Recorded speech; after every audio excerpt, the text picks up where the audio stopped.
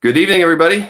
And look, I'm all dressed up. It's awards night here at Comic Art Fans and Comic Art Live, and it's also our birthday, right? It's Comic Art Fans' 18th anniversary. So I thought it was worthwhile to get dressed up a little bit. This is just for Jason D'Ambrosia, wearing my X-Men tie. I think this is the second time in about 18 or 20 years that I've ever had the opportunity to wear it, because nobody else would appreciate, but seeing this except all of you. So I've got it on.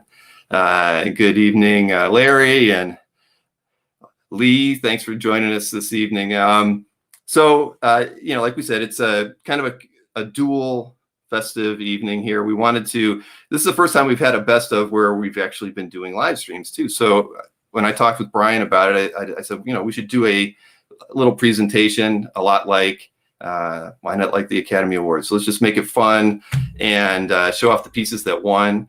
And we'll get you the link so you can check out the artwork on CAF as well and see all the voting results while this is going on. But yeah, it's been this was a better year for us. We had about 20% more pieces submitted, so it's always pleasing to see so many people participate in it. Early on, we always kind of had it never really kind of caught on, even though we've been doing it for a very long time. And I've got a really unique photograph of me from back in 2005. And on my monitor, you can actually see that on the homepage of CAF was the best of 2004. So that's how I know I've been doing this ever since we launched CAF in 2003 and hosting it for the Comic Art L and along with Brian's assistant. So I don't want to wait any longer. Yep.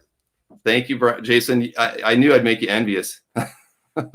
So yes, thank you, Jay, for that. Congratulations. It's definitely, like I said in the email today, it's all about you guys, and it's very little about the work that we did. CAF is successful because of everybody that participates in CAF and everybody that wants to share their collections. If you guys weren't sharing your collections on CAF, there would just be no CAF. So it's really all the great work, and everyone out there deserves the high five. If I could be with you tonight, not virtually, I'd be high-fiving everybody. And we all deserve a lot of credit for making CAF still be relevant today in a world where it's dominated by the Facebooks and Instagrams and Twitters of the world, most of which all got their start after CAF. And it's so I feel very fortunate that we're allowed to still kind of be the caretakers in some ways of the hobby for everyone. And it's it's an honor. So let me bring Brian into the chat here, because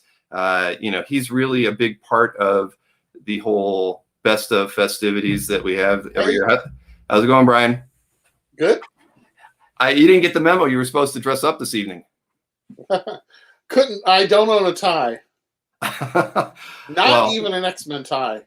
Dang it. Well, we'll have to correct that. I do actually have a Spider-Man tie, but I wasn't going to wear that because I know Mike Berkey. I decided just to be a fanboy forever. That works too. Like you said, you couldn't find your CAF shirt, so that'll have to do. Hey, I don't even know. Yeah, it's probably been 10 years since I've worn it. The CAF shirt. You're not making me feel very good. If CAF were a person, she'd be feeling really jilted right now. Thank you, Jason, for the comment as well. Nice to see you tonight. And no, it's my pleasure, Scott. Thank you. So. Yes, and Shane says he's always we're all frustrated, but you know what? That's the great thing about CAF is, and we'll learn a bit more about that tomorrow when I have a live stream with Dino Mauricio and Wes Stephan, is that they're going to talk a bit about why they don't show all of their collection on CAF, and so that'll make for some I think interesting conversation as well. And Ankur mentions what's up to you, Brian. So why don't we get this? Well, as again, stats wise, we were up 20% as far as the overall submissions, which I think is always really positive. I think even from last year, 2019, from 2018, it was probably up 20%.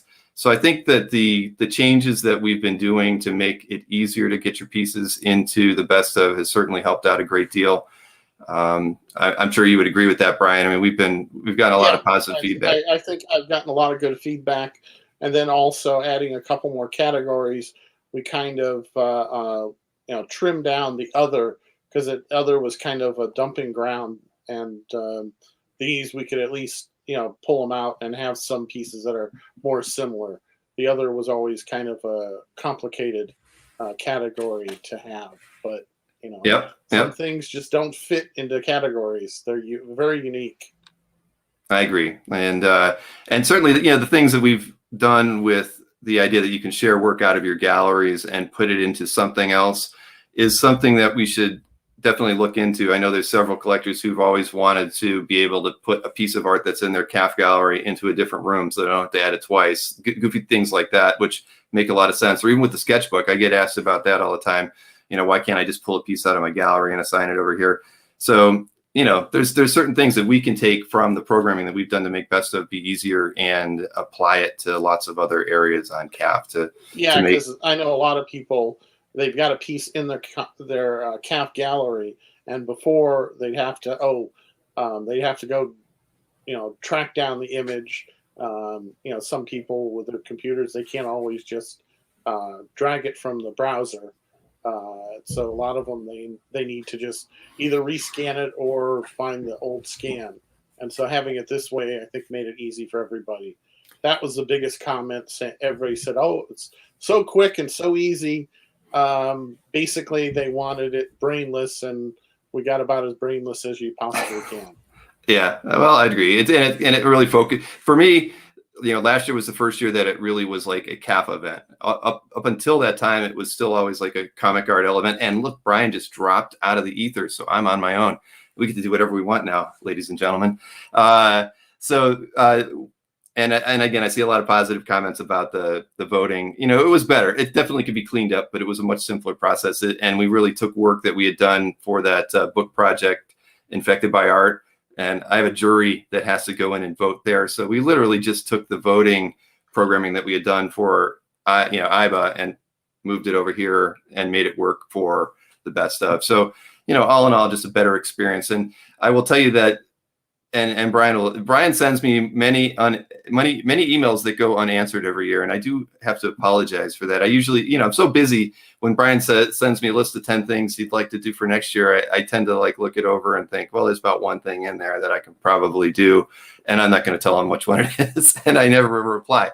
So, but I always do take it all, all the input I get from Best of, from Brian and from everybody else. And I do try. It's just early on when it was really the Lowry kind of thing and me being the caretaker of the Best of, it was just hard to invest time into it. And now that we've really got it integrated into CAF and it feels more, it just feels more part of what we're doing on the site. And I think that the more use that it gets that every year, the more it warrants programming changes. So the one thing I definitely will add next year, I can promise you that right now, is the ability to share your votes after you cast them. So when you're at any point in casting votes, you'll be able to have a link that you could share. You can share it anywhere. You'll be able to share it on Facebook and say, hey, you want to see all the things that I voted for? You can put it all here. It won't allow you to do comments. Like I know Ray Cuthbert, he regularly will put in a lot of comments about why he picked the pieces he did, which is great. It won't be able to do that, but you have an easy way to share it and then edit it if you want, and put your own comments in when you're pasting it in the Comic RL mailing list, for instance. And I think your feature to count all the votes was the best feature that you added to the Best of. Yeah, well, see, that's back in the day. I didn't have to worry about that because I wasn't the one doing all the counting. And I saw Jason mention, need to split published and unpublished. That's it's just tricky because then it makes if we have 10 categories now, then we almost have to have 20 categories or 18 or something like that. So it's definitely a possibility. I can tell you that early on, and you'll see from the screenshot I show when we get to when this part is over, and we're kind of just talking about 18 years of CAF.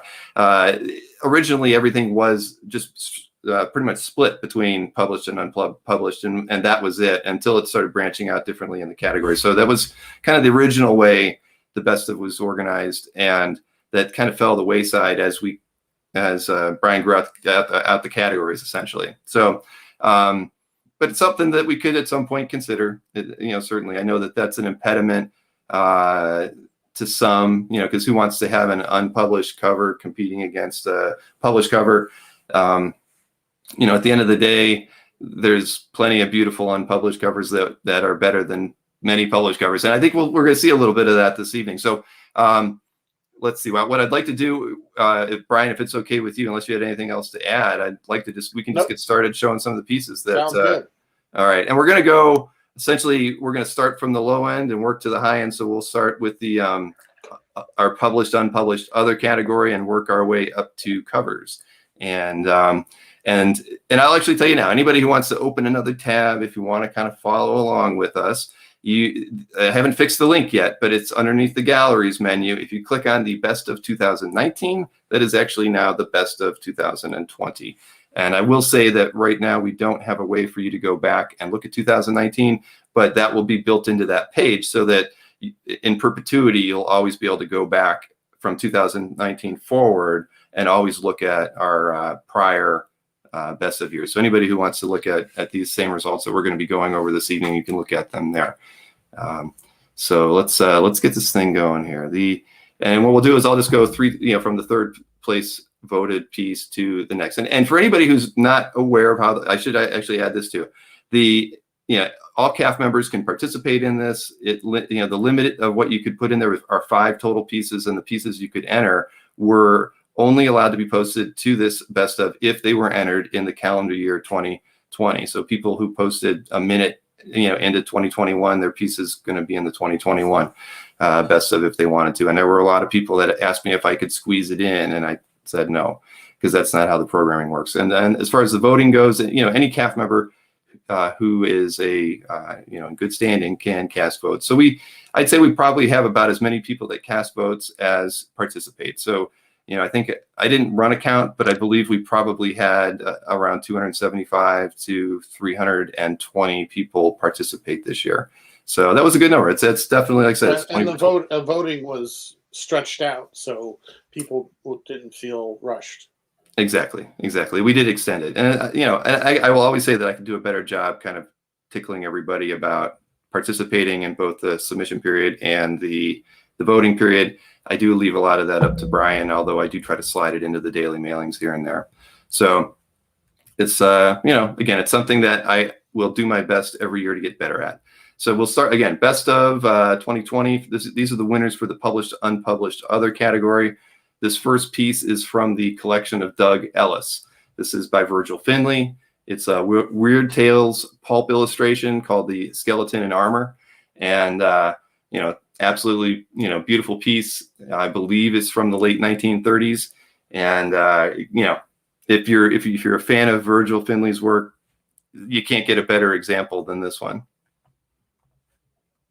And this piece actually, if a few friends of mine that I know very well who are whose name might be Sean, is a very big fan of the Hostess ads, and this is a really nice one in my opinion. This is by Mike Esposito. This is in the collection of Michael Avila, and I should say vote wise, this piece got 37 votes. The prior piece got 36. So they were very close in votes for second and third. The fourth, if you gave a prize for fourth, even though there's no real prize, it actually had 34 votes. So it just shows you how close the voting was on these pieces.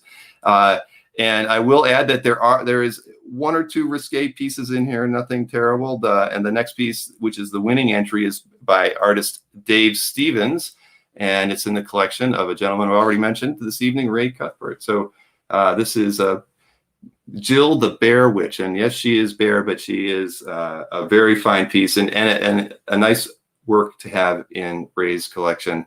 Obviously, everybody knows Dave's work doesn't come up that often, but ironically, there are actually 2 pieces, I believe, by Dave Stevens in this year's festivities, and ironically as well, 3 of 4 artists from the studio are well represented in this year's awards as well. But I guess that's no surprise, as Wrightson is a regular in most of these award ceremonies. And so, speaking of Wrightson, the next category is the published, unpublished, non-comic book cover, pinups, illustrations, and gaming art. And the third place finisher in that is this piece by Bernie Wrightson from 1983. It's in the collection of Dave Kopecki. This is from Stephen King's Cycle of the Werewolf, of course.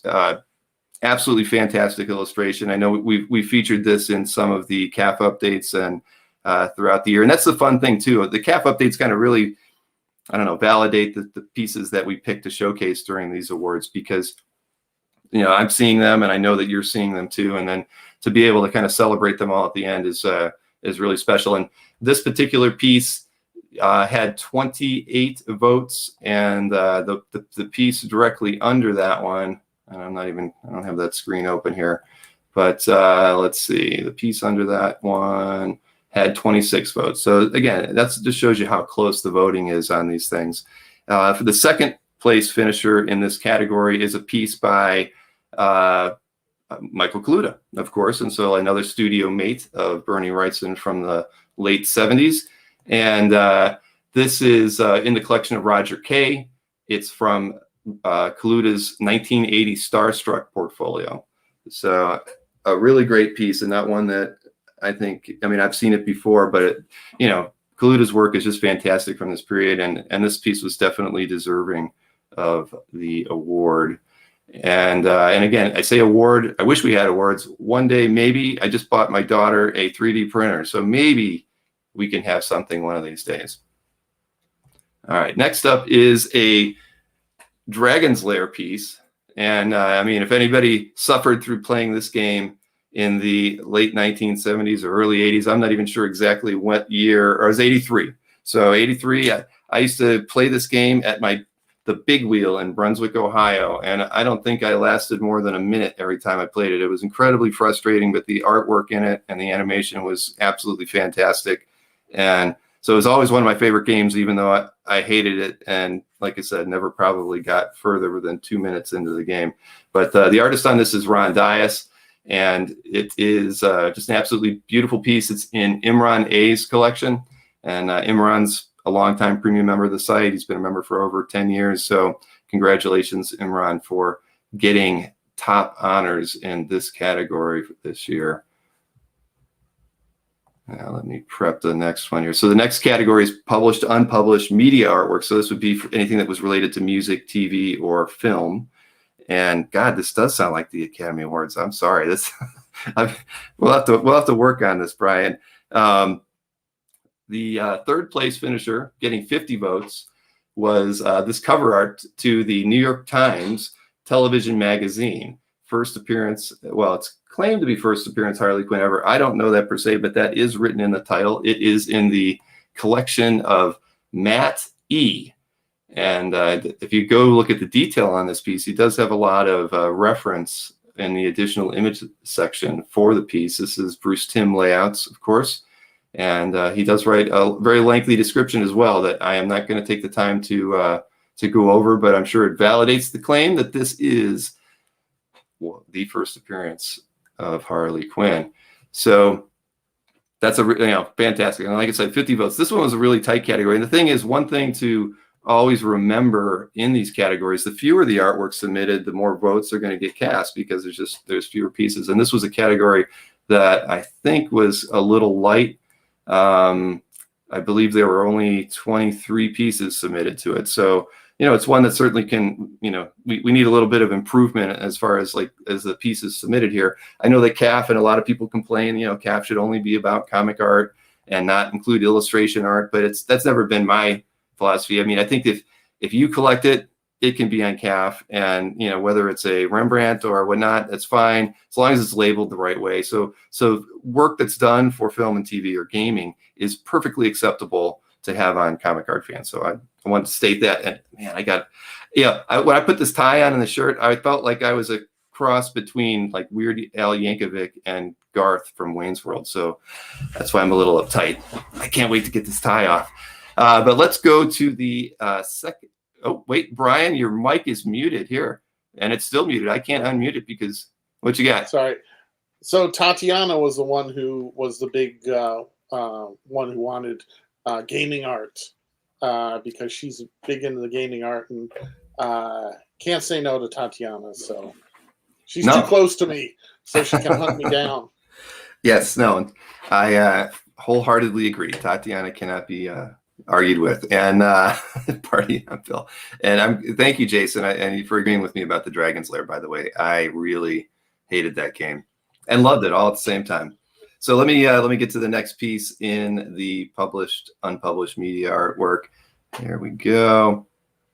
This is in the collection of Jason Kay. This is by Paul Pope, of course, and just an absolutely beautiful piece. This is a Lone Wolf and Cub Criterion Collection cover. And the winner for this particular category, and it's an image we've seen on CAF quite a bit. This is also from Imran's collection, so clearly he has a penchant for things that are a little bit outside the normal comic book, world. This is Lord of the Rings movie poster concept art from 1978 by Tom Young, and absolutely fabulous. Every time I see it, this image on CAF, I was always stopping to look at it. So to me, it's no surprise that it got as many votes as it did. And like I mentioned, this piece actually got 86 votes. So compared to the Lone Wolf and Cub piece, which got 52. So this really kind of set itself apart from the rest of the competition in that category. And deservedly so. I'm sure you would agree. Right, Brian? You got my vote. And mine as well. So next category is unpublished sketch covers and convention sketches. So absolutely all things in this piece, this section, were unpublished. This year noticed a big difference with almost a lot fewer conventions. This category, I think, was about 60% of what it was last year. No, and that's no surprise. That's for sure. I didn't even think. No, it isn't. But I didn't think about that. It shows how much the COVID and everything has affected convention sketches. Without question. So getting the third highest votes this go around, it got 26 votes, is this piece by Jim Lee. It is in the collection of, and I'm going to mess this name up, I know it, George Pathawis. He's been a member of CAF since October 2017, and he is very grateful to Jim for this piece.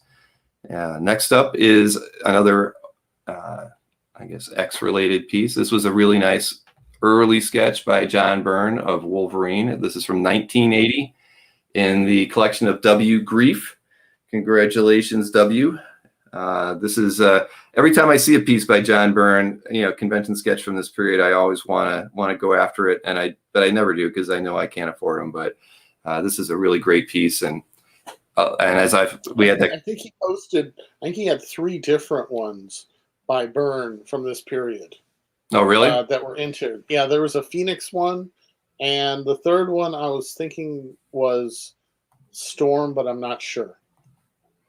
Well, I'll have to go back and check out their gallery. When I had my interview with Bill Roberge last week, that's as everybody knows, I said this is my prime period for Byrne. I love 1980, 1979, 1978. So yep, quite jealous. But the winner, and that had this piece had 30 votes. The winning entry is from my good friend Hans Kozenkranius, and I'm sure I butchered that name, but Hans' piece is, of course, a Supergirl sketch cover, and what we've got here is done by Bruce Timm, and I mean, it's just absolutely perfect. So no arguments there for this piece getting the top honors. Hans has been a member of the site since 2004. He's had pieces in the best of top 3 in the past, and definitely a very deserving piece with this one right here.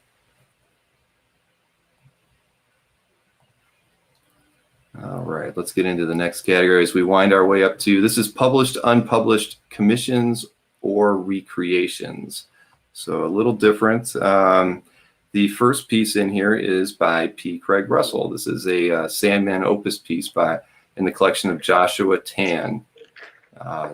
This is like I think the piece was made in around 2018. It's watercolor and just fantastic. I featured this piece in a CAF update when it was added back in August, and it's definitely fantastic. Joshua Tan has an amazing collection. If you haven't checked it out before, I definitely would encourage you to get into his gallery and poke around. And just remember that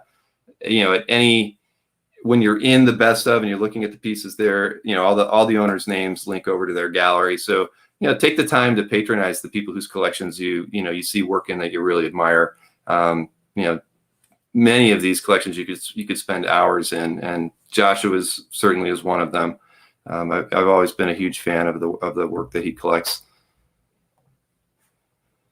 All right, so and just so you know, this one had 202 entries in this category, so votes were definitely more spread out. The P. Craig Russell piece that I just showed you had 18 votes to garner that position. So this next piece, I would say, I think there's going to be two pieces represented by people who Felix represents, and this is the first one. This is a piece by Daniel Warren Johnson, A Dark Knight Commission. I mean, Daniel does incredible work. He's been, the commissions that he's been doing, since he's been working with Felix have been phenomenal. This is in the collection of Joe A. Joe is new to CAF, sort of new. He's been a member of the site since November 2019. So yeah, just congratulations, Joe. This was a fantastic piece, and it's pieces like these that are really hard to see the detail in. And even when I zoomed in on it, scans are this. I think this was a bit of a smaller scan, so I wanted to try to show more detail on the figures and the image to the right, and it just didn't even have it. So I just made it as a little fuzzy because it didn't really matter. But I'm sure that you could tell this piece is spectacular in person. And the next piece is a little lewd on the side. It's a Milo Manera piece, so I'm just giving you a warning in advance. Nothing too terrible. And I should act before I show it. I should say the Daniel Warren Johnson piece did get 22 votes. So this next piece by Milo Manera that is in the collection of Jeff Singh. This is Dragon Lady, of course, and it got 27 votes to gain the top honors this year. So Jeff has been a longtime supporter of the site. I hope to have him on one of our CAF updates soon. He and I are trying to work around his very busy schedule. As everybody knows, he's a doctor in Canada, and so has been incredibly busy since COVID started. And this won't be the last time I mention his name in there, because he does have another piece that is in another category. So I know what Manara's pieces go for that are published. I know. Figure what a commission goes for. Right. But it's exactly. a great commission. Perfect for Jeff's theme. I know what he likes to collect. So yes. And it's kind of ironic because we're going into this next category. He's going to be the first person who I mentioned as well. But the next category is the published, unpublished strip art. And again, this category is pretty light this year. I'm a little surprised because usually the strip art category gets a bit more art in it.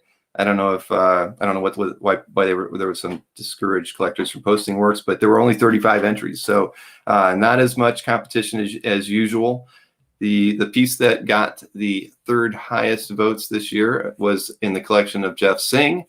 This is a fantastic Miss Lace, yeah.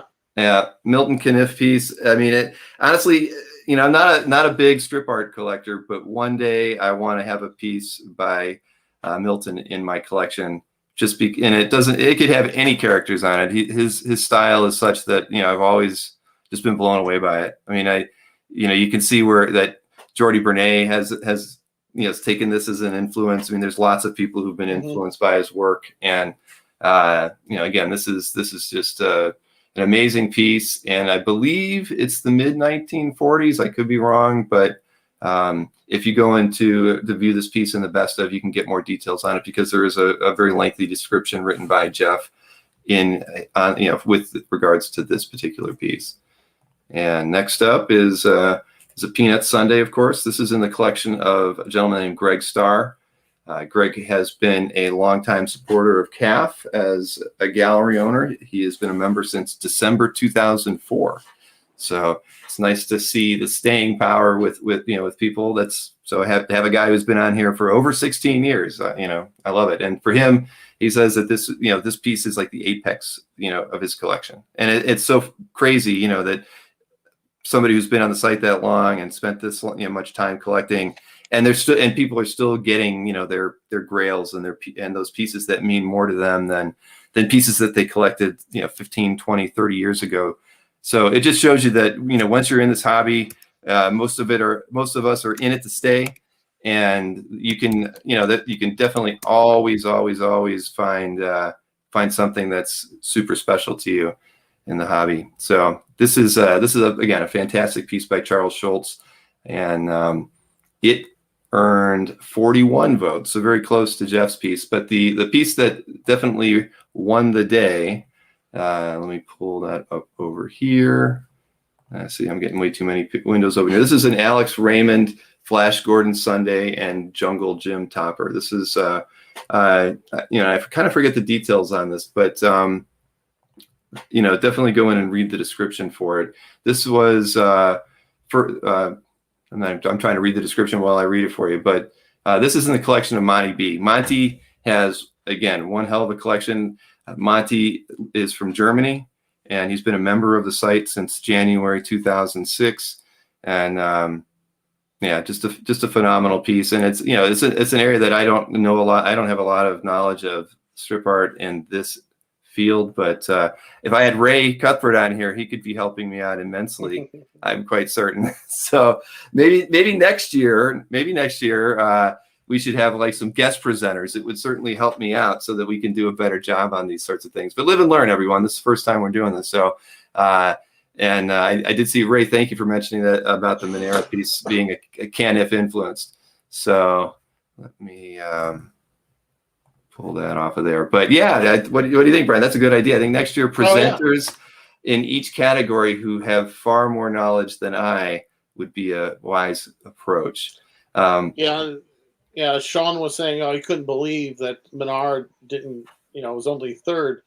But you think about it, there's a lot of people that are voting that don't care for the pinups and the nudity, and Peanuts and Flash Gordon pretty much, is popular by everybody. Yeah, I mean, I voted on both those pieces. I can say that. So it's true. I mean, it's tastes are what they are, and I think it is taste. And you're also, you know what? Again, the main thing is those who vote are limited by those who post. So you can never complain if you didn't put your work in just to see what how many votes you might get. I mean, at the end of the day, I've never won this thing. I've never even come close to winning it. I mean, it's just how it is. But it's a way for us to celebrate the hobby, the best of, and that's what it was always meant to be about. You get to see all the pieces that you missed during the year. Exactly. Especially you, because you're very busy.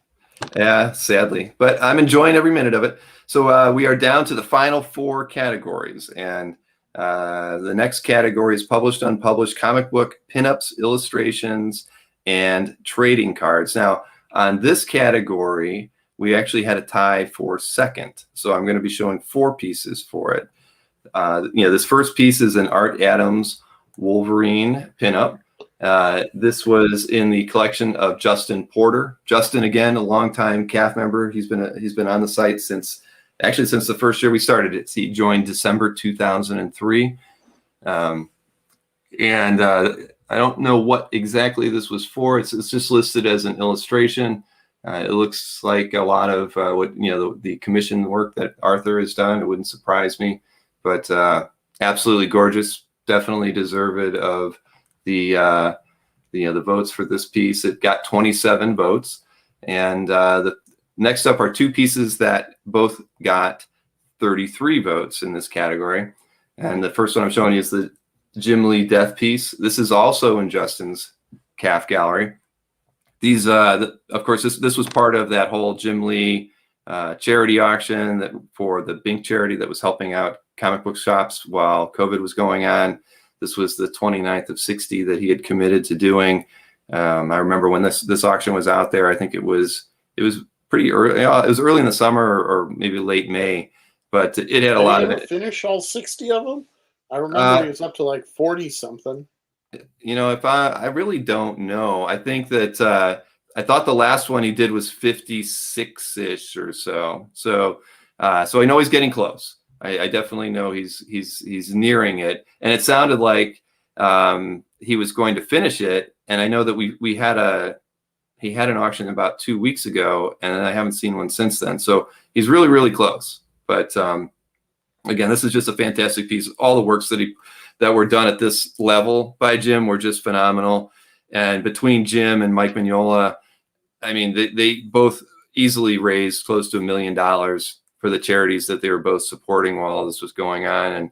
And I was happy to be able to promote these for them. And I know everybody knows that we actually earn commissions from eBay when sales happen, but when they're charitable auctions, we don't earn anything because all of that money goes to the charity. So people like me that promote them don't make anything. But I made a point, as everybody who was watching us while we were doing the promotion on these, I made a point of really focusing as much attention as I could on both Jim's auctions and Mike's, because in this day and age, the more money we can contribute to any charity that's doing good work out there, the better. And Jim's, of course, were supporting the hobby and comic shops that were, having a difficult time, whereas Mike's were supporting the World Health Kitchen. And I actually don't believe that there are any of Mike's pieces in the voting this year, actually. Let's see. So the other piece that tied for that one is, let me get that here for you, is this is probably my favorite Bernie Wrightson posted to CAF this year. I mean, not that there's so many good ones, but this one was absolutely beautiful, and I'm jealous of it. I mean, I'm not a Batman fan at all, but I always loved Bernie's work on Batman. And this is in the collection of TAMD1, and another new collector whom I'm not familiar with. They've been on the site since August 2019. This is Batman and a gargoyle. It's a very common theme out there, certainly, but drawn by Bernie. This is just an amazing piece, and it would be a cornerstone of most people's collections, if they're fans of Bernie's work. So I think that it's definitely deserving. And this next piece is another Dave Stevens, the winning entry for the year, that got 37 votes. It's in the collection of Jason K. This is a Rocketeer cover, and just absolutely beautiful. This was, I'm just trying to read what it was used on. It was a trade paperback cover for Dark Horse in 1996, and used in various other, something it was printed through Kitchen Sink in 91. IDW used the same image in 2012, and it was also a limited edition lithograph. So, that's, I remember Albert sold this for the family. Oh, he did. Oh, that's fantastic. I did not know that. I remember seeing it on his site when he sold a number of pages from the New York Adventure. I believe this was one of the pieces that was up there for sale. Wow.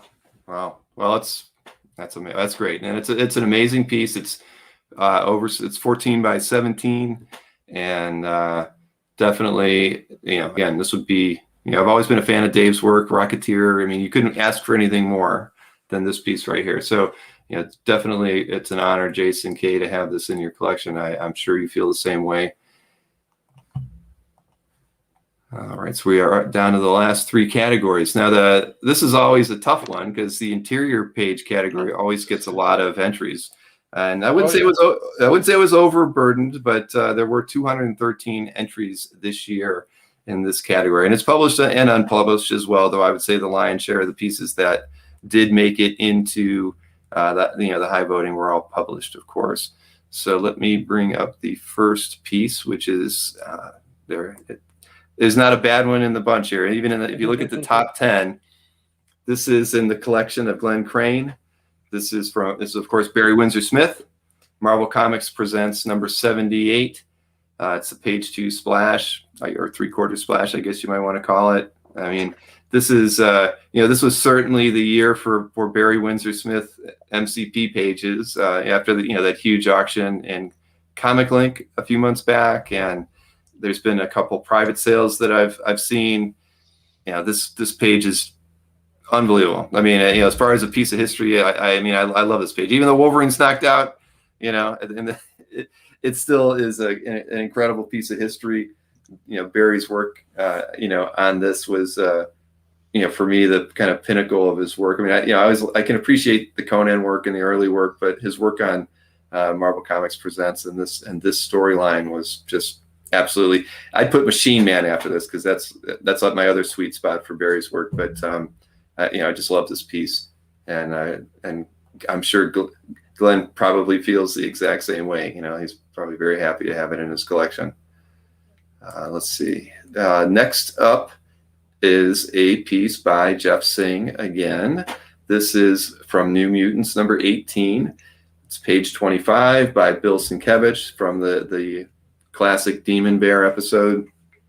I mean, there's, pages come up on, very infrequently for this, but every page from this story is incredibly memorable. I can honestly say I actually finally saw the New Mutants movie, and I didn't think it sucked. So, and it tried to kind of follow along with the Demon Bear storyline in its own weird way, but it was a much more enjoyable movie than Tenet was. So I give it 5 stars compared to that flick. But again, this is a fantastic piece. Jeff's kind of a humble guy. I mean, when we were emailing trying to line up getting him to be on a CAF update, which I hope will happen soon. He actually said to me a couple weeks ago that he really didn't have a big year collecting because of COVID. And yet here is his third piece in the top 3 of a couple different categories. So Jeff's a pretty humble guy, and again, has a phenomenal collection. So, but without further, and I should say this got 22 votes. The prior piece got 21 votes, and the winning entry got 23 votes. So just barely edging out those 2 pieces is this amazing piece by Frank Frazetta.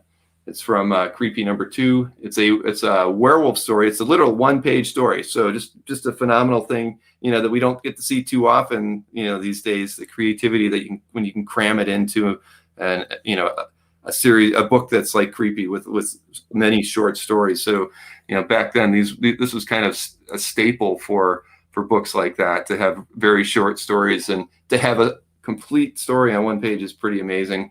And this is a slightly oversized piece. It's 14 by 19. And does it have the year listed? I don't. 1964. So Warren liked to do that a lot. Or I know in Vampirella, they do like these kind of short little 1-page stories. Yes, so. Yep, I agree. And Ray made 2 comments. Pretty tough to beat a Frazetta, that's true. And as a reminder, anybody who's joined us a little bit late, if you want to be following along with us on CAF, go underneath the gallery menu, and it actually says the best of 2019, because we literally just kind of flipped it over, and it's really is the best of 2020 in there. And just so everybody knows, all the pieces that got voted on are listed underneath the category. So when you go to that page and you click on the category title, it will take you to the page of results ordered by most votes first. So if you had a piece in any of these categories, scroll through it, you'll see how many votes your piece has got. And again, never feel bad about not getting a lot of votes. I always, in the past, there's always been a couple sourpusses after these things are over, and they don't like the fact that they didn't get voted on. But it's all, we're doing this because we love the hobby, and we're celebrating the hobby. It has nothing to do with walking away with a trophy and getting carried on the shoulders of other collectors. You get to see all the stuff you missed during the year. Exactly. That's the reason why I like helping out, is always get to see all these great pieces that I missed. Yep, I agree. And that's kind of what those CAF updates that I do. I felt like that was a good thing to be doing. I mean, pulling out these pieces that I know I'm going to forget about, and it gives me a reason to stay, to pay more attention to CAF on a regular basis than I might have done in the past. Jason, it's rigged. Hey, I know your piece came close to breaking the top 3, so you can't be mad about that.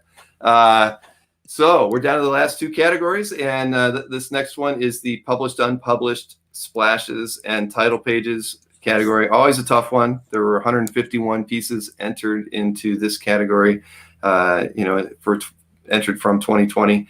And the first piece is actually a Ghost Rider piece.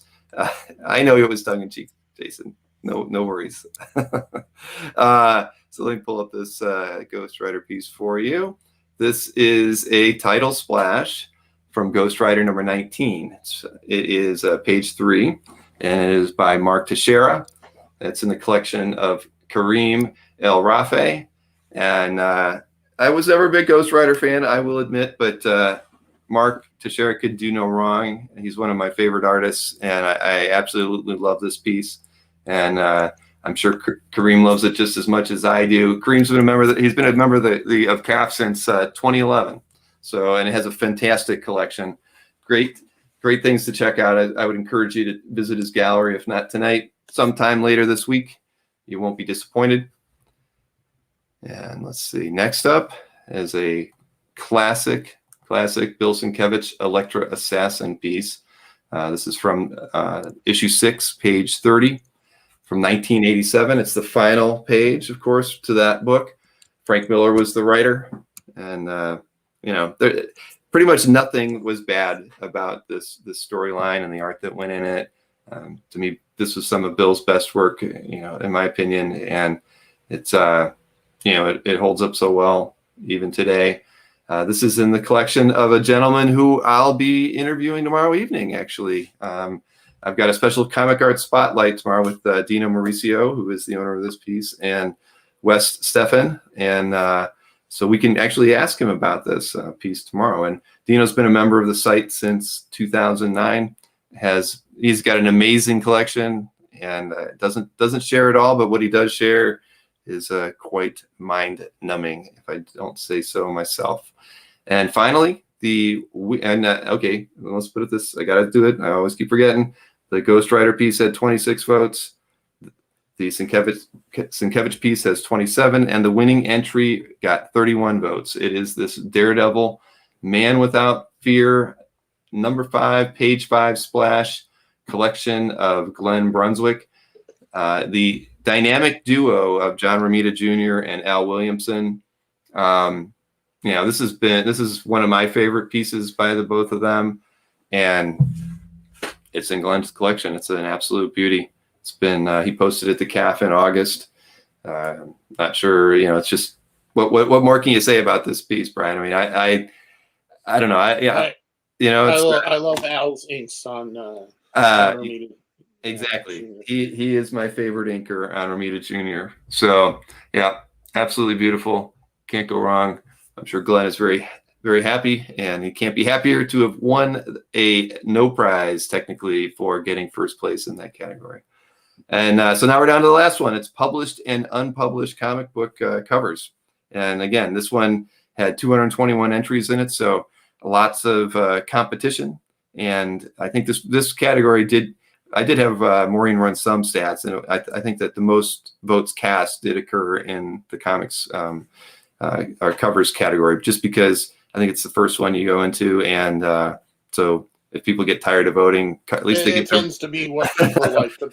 It's the one that covers.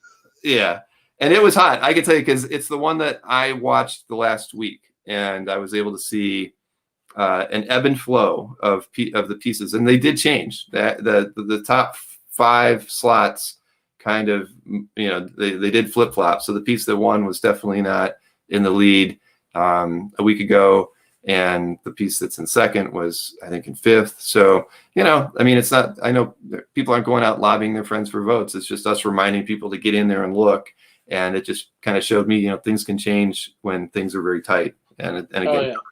Covers are always a very hot category. So the third place finisher received 31 votes, and it's this Todd McFarlane Spider-Man #2 cover in the collection of Bill J. Bill had a absolutely phenomenal year collecting, if I don't say so myself. If you check out any gallery this evening, I would wholeheartedly suggest you check out Bill's, because he's got not only just an amazing collection, but the things that he was posting in the second half of the year were just incredible. And if he continues that into 2021, I'm sure we'll see some of his pieces ranking pretty high next year as well. And so congratulations, Bill, for getting 3rd place for that. And let me flip over to the second place winner here. This is in collection of Nick Barucci. This is the Daredevil 256 cover, John Romita Jr. again. And Al. And Al, sorry. Yep, I was just double checking as fast as I could. I remember voting on this one, so yeah. All right. I remember when this came out. No, it's a phenomenal cover, and this is and as the prior piece had 31 votes, this got 32 votes. So it shows you how close the voting was in the covers category. And this piece has gotten an amazing amount of attention on CAF. I know Nick is very good at PRing his pieces on CAF, and this piece was added at the end of the year, literally on the 28th of December, and it's already, it's gotten over 700 views through the site. So we all know how hard views are to come by with as much art that gets posted on CAF these days. So, this to me would be one of those pieces that it would be very search engine friendly, that because a lot of people like work from this run by John Romita Jr. and it gets a lot of traffic, the pieces from the storyline. So very impressive, fantastic, well-deserved second place finish here for Nick. And the top vote getter in this category, with 1 vote higher than Nick's piece, was another piece in the collection of Glenn Crane. And Barry Windsor Smith, Conan Saga, #1 cover. I mean, what more can you say? Barry Windsor Smith at the top of his game as well. This was it's very oversized. It measures, I believe, 17 by 23. It was published by Marvel in 1987. Again, this is an absolutely beautiful piece. I remember featuring it when it was added to CAF in August. And yeah, I mean, again, talk about cornerstones for a person's collection. And Glenn has had an amazing history collecting original comic art and original illustration art. And, this piece falls right in his wheelhouse for something that would, be just the epitome of a perfect piece to have in his collection. I'm sure he's thrilled. And again, I would check out his collection anytime when you're on CAF, because you'll not be disappointed in the time spent checking things out in his gallery. So congratulations to everyone. We did it. That was went pretty well. Again, like I said, I was a little I always get nervous with the pieces getting submitted, and usually late. Everybody kind of tends to do it last minute, but we had such a really good turnout this year. I'm looking forward to doing those programming enhancements like I mentioned, making it easier for everyone to share their votes, because I think when I talk about, for me, the best of being a celebration of the hobby, CAF is all about sharing. I mean, we share our collections because we want people to appreciate the work that's out there. I built CAF because I wanted to make sure that you had the opportunity to share things in your collection, because, as Brian knows, the site before CAF only allows you to ever have 5 pieces. So CAF is all about that. And making it easier for you to share your votes and share, why you voted the way you did, would kind of like be the cherry on top of all the different, the programming enhancements we've done the last 2 years, I think. And so making that easier, because then you could put a link out there and it would literally break down, just like pretty much it would look a lot like the way, it would be ordered in the same way this best of voting results page is, where it would just show the pieces that you cast your vote on. And by doing that, it really celebrates the hobby, and it celebrates the creators whose work, we all appreciate, whether it's the writer, the inker, the penciler, the letterer. They're all a part of it, and this is our way of really giving them the recognition that they do. I know it's all, it's kind of about us because it's in our collection, but it's really about those people. And so doing that next year will be something that I put a lot of effort into to make sure it's done right. Puts the right darn thumbnail on Facebook when you show it, instead of like showing a CAF logo or an ad or something goofy. I tend to overlook those little nuances to sharing socially, but I'll make sure that all of those things work great when we put that programming together. And then maybe start promoting it in December to get people remember that, hey, you have to post the pieces by December 31st. So you can't have fewer, stragglers, latecomers next year. Exactly. I mean, that's, like I said, I've always kind of treated it a little bit off to, I'm trying to adopt being, take more of a leadership role in it. I've always kind of left it up to you, Brian, to do most of the PR work, but no, I mean, gradually I'll continue to try to do a better job of it. I mean, I just feel like the way it's integrated into CAF now, that, it's in the admin menu when you're going in there for the, as soon as we start the submission period. So people see it. If they're actively on CAF and engaged with the site, they're seeing that it's there. But I know I can definitely do a better job. I've always said that, and there's definitely always room for improvement. So this is, it's only going to get better. But again, I appreciate everybody who takes the time to submit work to it, because to me, it's CAF's event, right? We don't really have any other event every year. We don't do anything special. I guess we have the cons now. I mean, everything's sort of evolving all the time, but for the longest time, this is like the only thing that we did that was kind of like something unique about the site, that we could have and share amongst ourselves. So let's see. You could say that. That would be another way to look back at the votes. To modify this page would be to even just show like which pieces get the most votes. But again, that piece gets the most votes because it's in a category that doesn't have a lot of art. So you end up, it skews it a bit that way. But it's an interesting metric to look at. I like I just mentioned, I'd like to see, how many Wrightson pieces did we just mention that got in the top 3, or the Windsor Smiths. I think that's, those are the key points about this the awards and the work submitted that I think are really important. It just shows us where, the creators that we all do really appreciate and whose talents we continue to admire today, even when they're no longer with us. So, it's just, I don't know, what more can I say? The other thing you could do, you're saying is with the one Lord of the Rings piece, because it got 86 votes to it, and I don't know how complicated it is maybe have it where you can also be like, when you're doing a vote, put a vote towards what do you think is best in the show. It's not a bad idea. You could do that where you're voting it and say, hey, this is best in show. And then when you go through all of them, you have those to pick from. You just have to pick one out of all that. I mean, right. I could do something and you'll get some that aren't, people ever think, oh, it's a cover. There's a lot of times people will go for something else that's not a cover. So that might be interesting. I don't know how complicated that one would be, but that might be an interesting, have a best in show of everything. I agree. Well, a way to do it would be, once you've cast your vote in the 10th category, I add a message that says, pick your best in show from the pieces you've cast. The ones you voted for, yeah. Right. And then, and maybe even organize. You can just show them what you voted, and they can just pick one. That would, absolutely. I mean, we could do it that way.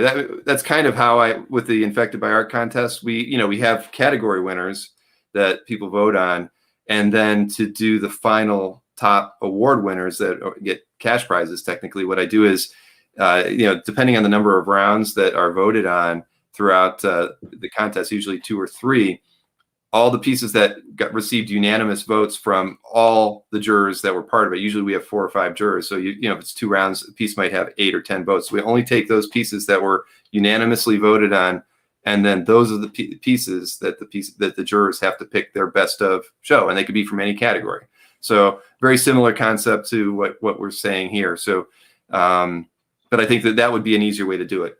After you're done with your 10, you have to vote in 10. That would be like only those voters who take the time to vote in 10, even if they only voted on one piece. Right. Yeah. So as long as you voted in each one, then you can pick from those what's your best.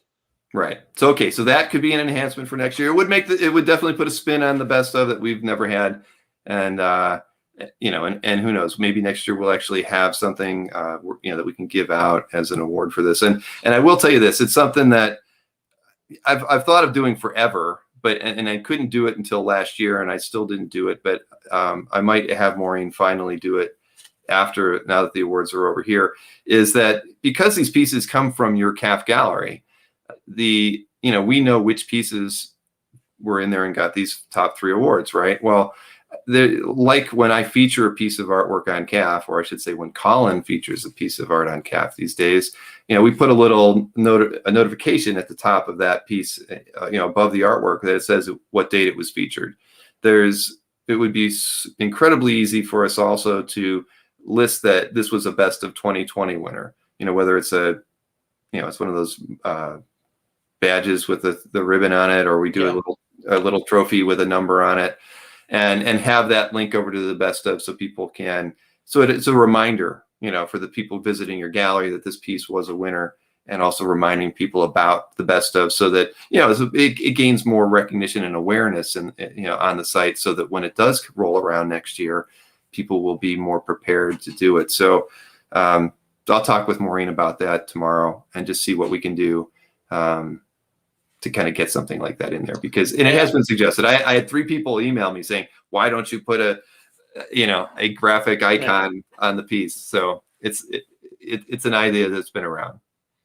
Yeah, and the other thing, I know we want to keep it to 5, but maybe even with some of these smaller categories like the strip art, maybe if it's under 50 entries, limit it to 3. 3 pieces to vote on or something like that. Is that what you mean? Yes, 3 votes. Oh, like the number of votes you can cast. I guess so. I don't know. Well, yeah, but like if I'm not mistaken, when Ray Cuthbert posted about his votes, I mean, he kind of votes. He doesn't always vote on 5. He'll pick the ones. No, and not everybody.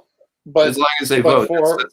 Oh yeah. I'm just thinking, because since 5 votes, and if your votes count for 20% of what's in there, maybe cut it back to 3. I don't know. Maybe get some feedback from people, see what they think. But I'm still open to just doing 5 for each. Yeah, great if more people have their choices. Yep. Yeah, well, that's just it. Get more people to vote. So again, I know that you've done a great job over the years, pretty much all by yourself, and not really having my support on both fronts. So I can only say that I will try to do much better next year. And this one I've gotten a lot of good feedback on. Everybody is like the improvements, ease of use. Yes, ease of use. And see, Ray voted for 1 per category, and that's fine. I mean, at the end of the day, I think that as voters, you don't have to go with 5. You can do whatever you like. That's And sorry, just reading through a couple extra comments here, just make people more interested. So yeah, that's Ruben's comment. Good idea. So all right. So we're going to take all this stuff and we will apply it to next year, and we'll make it all the better. And as you saw right now, the best of 2019 results have kind of gone away at the moment, but they are still there. We just have to kind of fudge this page to allow you to pick past years. So, because again, all these things in perpetuity will be out there. The trick, of course, is that these are linked into your gallery. So if you ever sell them or you turn them off, the links over to those pieces will end up just saying that they're not available. But I am capturing the ability to always show these thumbnails on the winning page. So it's something that even if you ever delete these, I've kind of got the ability to show that. That's something that we never had in the past. Brian had no way of recording year to year who the winners were. Yeah, that was the biggest thing. Everybody says, well, what about last year? Oh, yeah, I know. I know. Well, we fixed that, in 2019, and so those things will still be available. So I don't want to, this was a special night as far as running a show on a Monday, and I've got 3 more nights coming up as well. So and like I've told you about the Dino and West show tomorrow, and I've got the Dueling Dealers show with Mike and Anthony again on Wednesday, and I've got 2 collectors on Thursday for a CAF update. So that's going to be a lot of fun. Kat Taka, and I always forget the other name. I apologize, because if you're watching, she's going to kill me. I have to go over here and look, and it's Kat Taka and Lisa McCarty. So that will be an interesting show as well. So got those. But so again, it's time to kind of. I actually didn't. I wanted to have a bourbon, and I forgot to buy anything. So I actually bought I went and got a porter today from my favorite brewing company in Cleveland. It's called Great Lakes. So if you're ever in the area, they've been around for longer than CAF. I think like 25 years. So they make great beer, and this one's called the Edmund. Oh, see over there, I'm terrible at this. Edmund Fitzgerald Porter. So, and I'm using my Quake glass because I am I've been a long time gamer, but I don't get to play games anymore. A unique factoid about me was that in the mid to late 90s, I played a lot of Quake and other online games, and I got to participate in the first, it was called a Red Annihilation tournament, and I got to go to E3 and witness all that, play a little bit. So I was never very good, but it was always fun to get to participate. The only beer Gordon liked to drink. Great Lakes. See, there's a lot of people who know Great Lakes beer. So So again, 18 years. Now, before I make a toast, I wanted to show you some pictures. And one I know is, like I mentioned at the start of this, was really, it was funny because I was trying to find pictures. I'm not going to show one of Maureen because she'd kill me. I did get Maureen to promise that when we do our 20th anniversary show that she will go on screen with me. So you got to wait 2 years to actually see her in person. Although many people have met her because she has gone to several shows. You got 2 years to start brewing your comic art fans beer that you can release for your 20th anniversary. Yeah, that would be pretty good. I wouldn't mind that. Early on, before I opened that miniature golf course, I thought a brew pub would be the other thing I'd love to own. So I'm a big craft brewer beer fan. Before I show the pictures here, I'll just say, people are asking, Brian, you had actually mentioned, why don't you show some older pictures of CAF so people who haven't been around that long can know how god awful it was.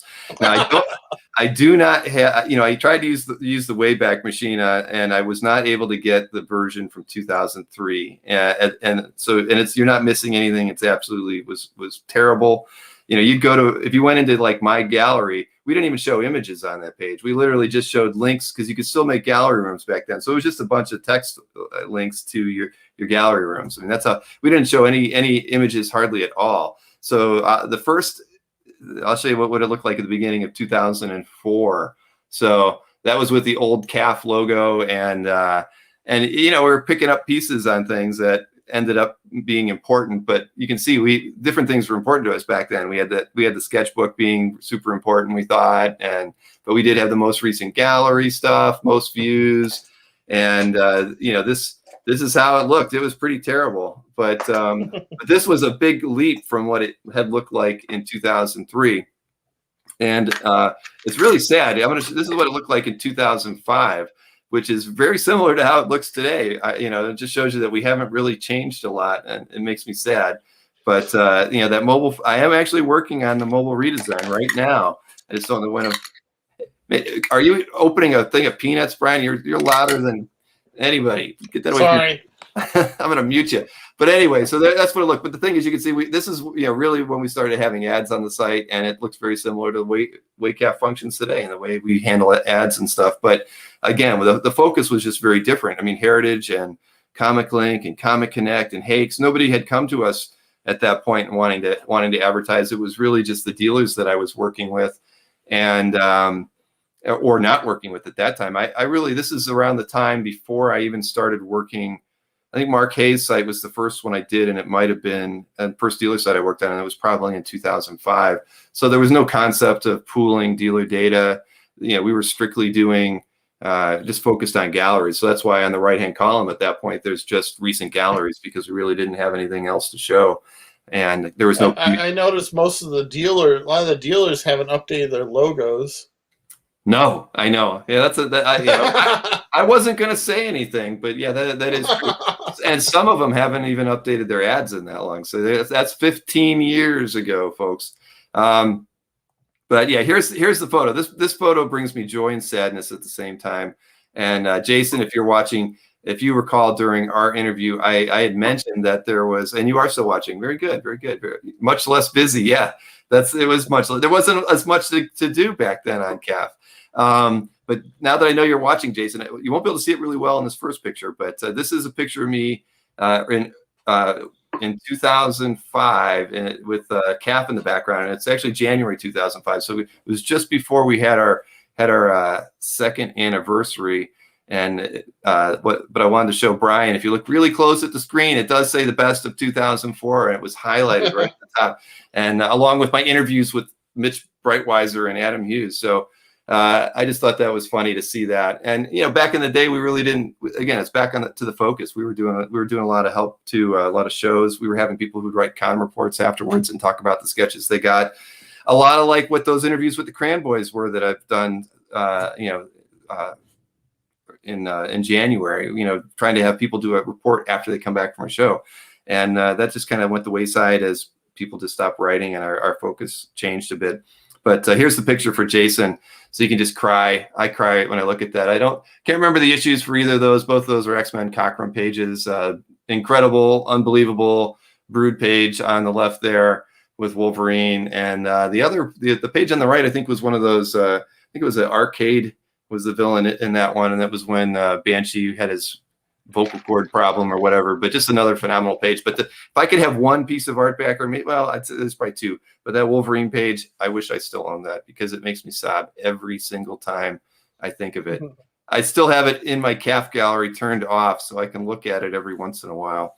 So yeah, very sad. And because Maureen wouldn't let me show a picture of her, I'm going to show you a picture of Chris Haggard, because nobody knows who, well, Brian remembers Chris, but Chris was, he's a founder of CAF. He's an owner still in the overall business, because when we started CAF and I realized it was going to become something, I felt like, Chris's contribution, because he and I were collecting, it was his and my idea, to build CAF, and we built it as we wanted it, because we knew what we wanted as a site for a couple of collectors. And so Chris, he was instrumental, and he did have to take another job 3 years ago just because we were kind of in a lull with the business. And I was actually thinking I was the one who was going to take the other job. We were both debating, one of us might have to do this sometime soon. And to me, I looked at it and I'm like, it can't be Chris, because I need Chris more than I need me. And of course, Chris is the one with like all the super marketable skills, because he handled my server and my design, and he could do SQL programming, and not as good as Mo, but he could do it in a pinch. And so Chris was my, he was everything. And so I felt like I couldn't do without him, but he got a great job, and he's much happier working locally. But I will show you Chris, because the funny thing is, Chris, now I have Chris's hair now, and Chris has my hair back in 2005, because he's got a desk job now. So he has a haircut. His haircut is probably even shorter than mine was in that other picture. So Nana to Mr. Chris, I still, I win. And hey, Bill, no, yeah. I have your hair and you have mine. Yeah, that would be true too. I used to have a very long hair about the time comic art fans started. Yep, and now I've got the shortest hair I've had since high school. Very nice. Well, this is from 2003. I can tell you that, and that's a nice big CRT monitor in the background there. That was when Chris actually lived in Cleveland for a while, and so he would come over to work, and that was really when the formative years of CAF were done. Was when Maureen, and I were here at my house. He was in the other room, and we were working on CAF and whatever other projects we had going on, and it just was a very conducive environment to really move CAF along early on and kind of help us figure things out. And he moved away from here probably about 12, 13 years ago. So, but we worked remotely together for all that time. So again, so there's that. So, and Maureen said I can't show a picture of her. So I had a really nice one of her in that same CAF t-shirt, but she says no. So got to wait 2 years to see her on screen. So let's see. So that, so there you go. I appreciate the fact that I'm still able to do CAF with you, for you, after 18 years. It's changed my life. And I can't even begin to tell you how the last 8 months, 10 months have changed my life too, since we've all been locked up and doing all these fun things together online. So where is comic art fans? Because we'd always ask you over the years, where is it in the pantheon of all other sites online? Because I remember it was something like 44,000 or something. That was a number of years ago. I kind of stopped looking at that. Only there was a point in time. Everything was, we're still one of there's nothing like it. Whenever I talk to somebody who is a web developer and can have a similar experience designing websites, and I talk to them about how busy CAF is and the kind of traffic we get and how many people are there, that everybody's overwhelmed. They can't, it's hard to imagine that a site like that can exist that isn't a social media site, that can get that much traffic and have that much traction and always have. I mean, I just pulled up Google Analytics.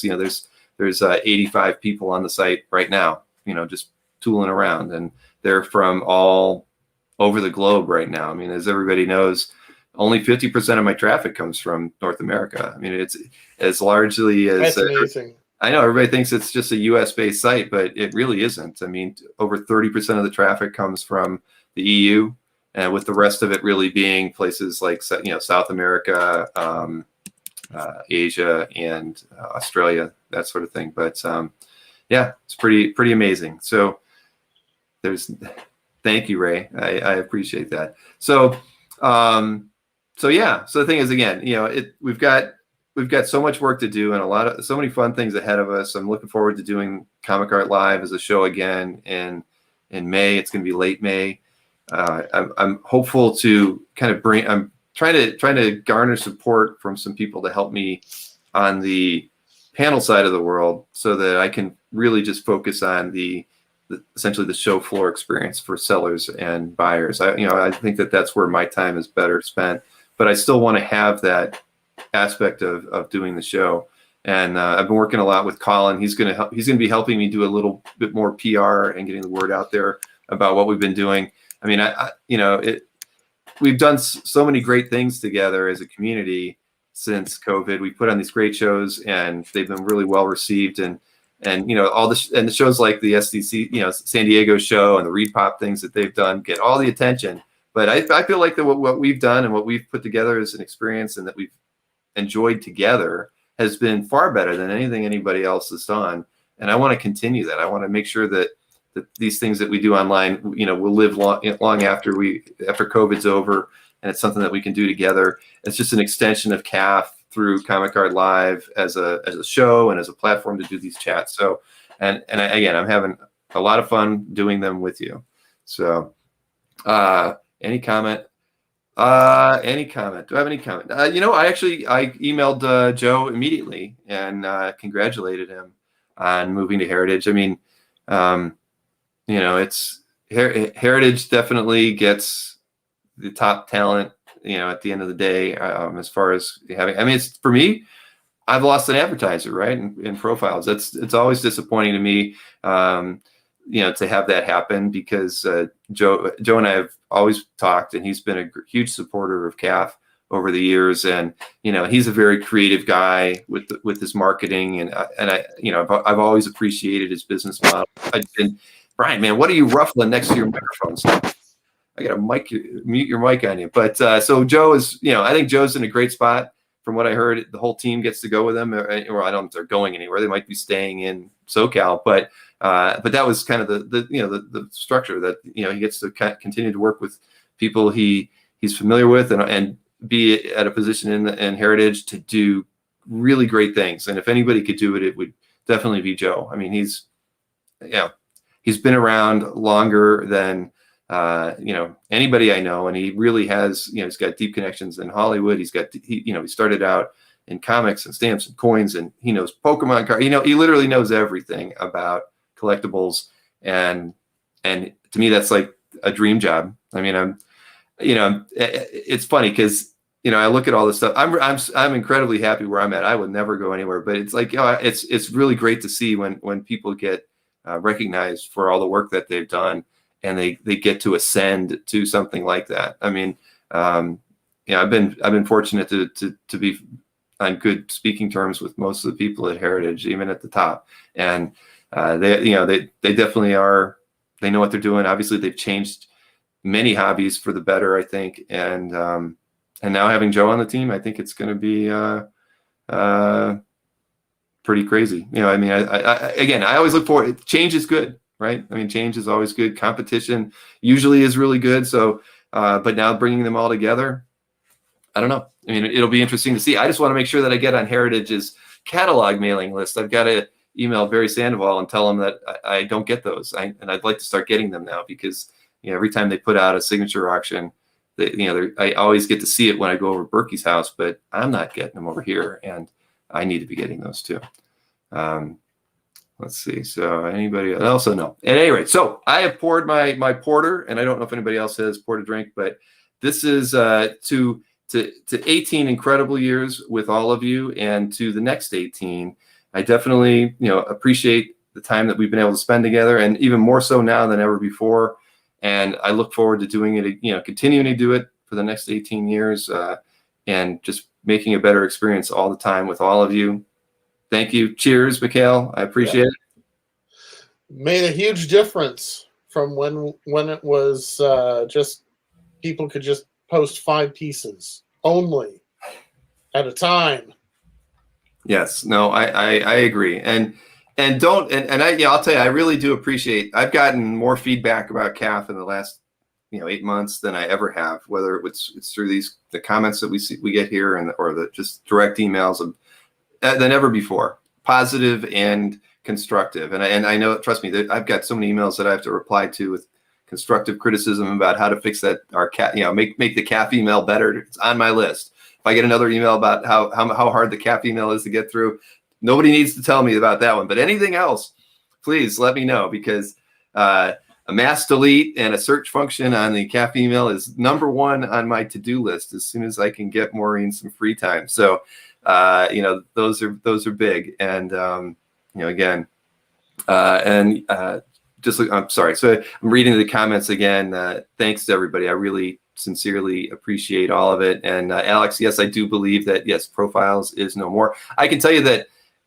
2020 was a very, very difficult year for any business in California. And, with profiles in particular, they were always getting shut out of being able to go to their offices. And, they can't even go to their warehouse today because of the lockdowns and the restrictions that are there. That's why I believe they only had one event auction in 2020. I mean, maybe I'm wrong, but maybe somebody can correct me on that. But 2020 has been rough for everybody, and so that, that may have contributed, probably didn't. But, I've known that's been a struggle. We talked with Mike, and I interviewed Joe back in November, and, you could tell it was kind of wearing on it. The idea that, how do you conduct business when, you need to be able to get to things, to ship them? Comic Connect had that same problem at the beginning of COVID. They had an event auction that was in, I believe it was March, and they were locked out. They couldn't even get in to ship the stuff, but they still held the auction. Couldn't ship anything for 4 or 5 weeks. So yeah, this has been a challenging year, for everybody. And I think that's why we've seen the, Heritage rise to where, to the occasion that they have. I think they've had at least one additional signature auction in 2020 over 2019. Yeah, they're doing well, but I think also Profiles is starting to get some competition from the Prop Store and a few other ones as well.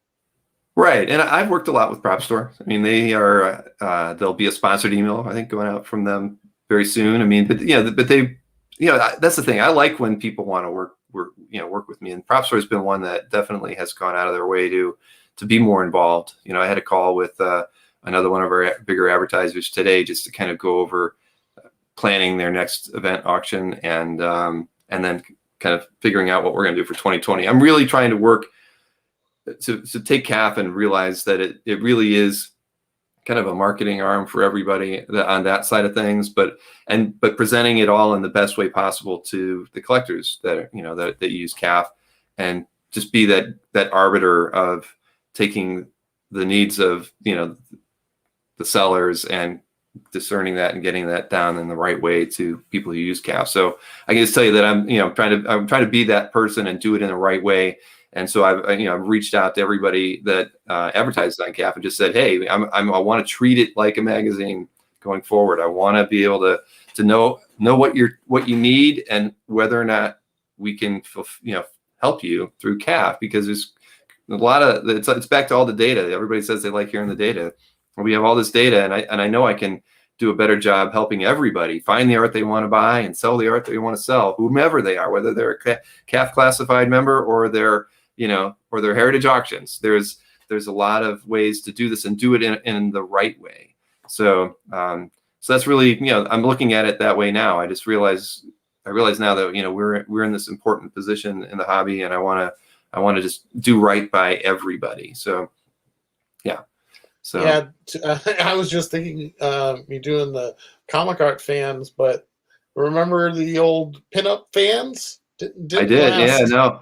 Well, it could have lasted. I just didn't have the stomach to keep, managing it. That was the problem. Yeah, most people don't even know that. Yeah, because early on, it's the same problem we deal with today. All the not work safe images. Not that I want to go down this road, but what happened was we had a lot of material that early on I was trying to be like, oh, it's got to be just comic art on our site, and so we'd have people posting illustration artwork and pinup artwork, and I was like, well, why don't we just make a second site for pinup fans? And it was like pinupartfans, I think, .com, and it lasted for like 3 years. But the problem was it was just hard to manage a second site, and And again, there was so much crossover, between collectors. It was like, well, shoot, why am I wasting time having them over here when they should just be over here? And I really didn't. It was a mistake. And then even some things are just like the Bruce Timm cover with the first Harley. It's like, right. You could still say that's comic book because it's basically right. images. That's the style. It just wasn't published in it. But that today with all the movie stuff, it's blurred so much that Correct. But yeah, that's all. Well, yeah, I get to say that I made a lot of mistakes early on, thinking I should branch out and do other things, and really, CAF is everything to me, and I have no interest in working with other collectibles and anything like that. I only want to focus on art and comic art and illustration art, and my work with so between CAF and the work I do with Infected by Art as it's an art annual that really only takes up a couple months at one point, and then not even a lot of work. The worst thing about it is editing the book. I really that is a struggle, and and Brian, how editing books goes. So that's the worst part of the process for me. But other than that, it's still the arts. I love everybody. Everybody knows I love science fiction, fantasy artwork, and so I wouldn't have it any other way to be working on IBA with the people who run IX Arts and having all that kind of thing in my life was very important, and I would never change those two things. But yeah, I can promise I will never build another collectible site ever. It's all CAF all day. So again, thanks everybody for tuning in. I really appreciate it. I hope you check out all the 3 shows that are coming up this week if you have time. If you can't watch them live, definitely watch them afterwards. The Dino and Wes tomorrow. I mean, I could do a 2-hour show with both of those guys separately. So it's going to be crazy trying to talk with them and get everything out of them that I want in a conversation in just 2 hours. And Dino has a very unique video that we're going to be debuting. I know that Mikhail has seen it because he posted a reference about it, but everybody's going to see this video and they're going to be like, man, I want one too. So that's going to be really fun on Tuesday, tomorrow night, and Wednesday, just more of Anthony and Mike in the fisticuffs that was Dueling Dealers. We've cleaned up a few things, and I'm going to be a little bit better of a host, I think, this next go around, being able to score it a little bit better. And I can tell you that the art is much. There's Marvel in it, Jason. That's number one. There's plenty of Marvel in it, and it's definitely it's going to be much better, much better show, and a much more better run show. So I hope you like that one. I enjoyed it. For me, it's like that was like the most fun I've had in a long time, was because I knew it's like those 2 guys were oil and water. I don't know which one's oil and the other which one's water, but you mix it. But together, they definitely make the show. So that's going to be fun. And then again, I've got Kat, and I'm butchering it again. I know it. And where are you? Lisa McCarty. I'm sorry, Lisa. I will not forget that. I've got them both on Thursday evening at 9. So all these shows are at 9. Going to be a lot of fun. So I'm calling it an evening. Brian, thank you as always for tolerating my lack of replies throughout the year. I promise to try to do better. It was another good best of. It was. So thank you, everyone. Anthony is one. I'm not going to tell him you said that, Rich. I'm not even going to pull it up here because we can't read it. But yes, and Mikhail, like I said, he's seen that video. He knows. So you have to tune in just to see that. And I can't tell you when we're going to play it because it'll probably just be when it comes up in the conversation. But you are not going to want to miss it. Not at all. So again, thanks everybody. I appreciate it. Thank you, Brian, for all you do for CAF and the hobby as well. And I'll see you again next year at the same time for the best of and our 19th. And then remember, 2 years from now, Maureen will be on screen with me. I promise. So have a great evening, and I'll